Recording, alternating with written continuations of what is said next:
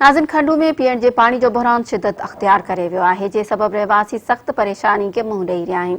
उन हवाले सां ॾिसूं था मोहम्मद जुमन चौहान जी ही रिपोर्ट। पानी जो मसलो इंतहाई अहम मसलो आहे। चवंदा आहिनि पानी तो है ज़िंदगी।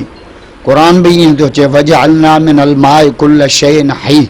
अल्लाह पाक फरमाए थो त असां हर शइ खे ज़िंदा रखियो आहे पाणीअ सां। पानी ज़िंदगी आहे, पानी बुनियादी मसइलो आहे। ईअं असांजो पुराणो मुतालबो आहे, पुराणो मसइलो आहे भिटसार आवासियुनि जो पाणी पीअण जे पाणीअ जो मसइलो, ऐं इहो अञा ताईं हल न थी सघियो आहे। असां वस वारनि खे गुज़ारिश कयूं था, बजेट बि अचे थी ऐं जेको आहे 2-3 दफ़ा इन लाइ फंड बि रखिया विया आहिनि। इन मसइले पीअण जे पाणीअ लाइ एॾो अवाम परेशान आहे भिटसार जो, जंहिंजी हद हिसाब कान्हे का।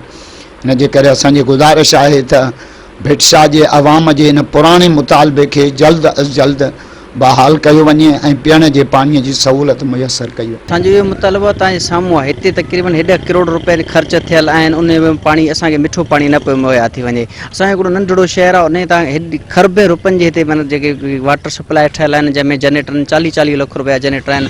पूरे हींअर पाइप लाइन विछाई वई आहे, तक़रीबन 2-2.5 करोड़ रुपए पाइप लाइन विछाई आहे। हेॾे सारे कम हूंदे सिर्फ़ु पाणी हींअर सिर्फ़ु जनरेटर चालू करण लाइ सिर्फ़ु डीज़ल न हुजण जे करे असांखे पाणी मुहैया मिठो न पियो थी वञे। जीअं त असांखे एतिरी हिते तकलीफ़ आहे मिठे पाणी जे हवाले सां, त असां हिते तक़रीबन हुते 2 किलोमीटर जो डिस्टेंस तय करे मिठे पाणी जे वञूं था उते भरण।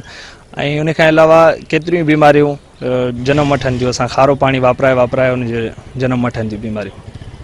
मामले खे जल्द खां जल्द हल कयो वञे। असां ईंदड़ 10-15 सालनि खां ॾाढो परेशान आहियूं। हितां शहर मां जेको आहे 2 किलोमीटर या किलोमीटर डिस्टेंस ते वञी पाणी भरे अचणो पए थो।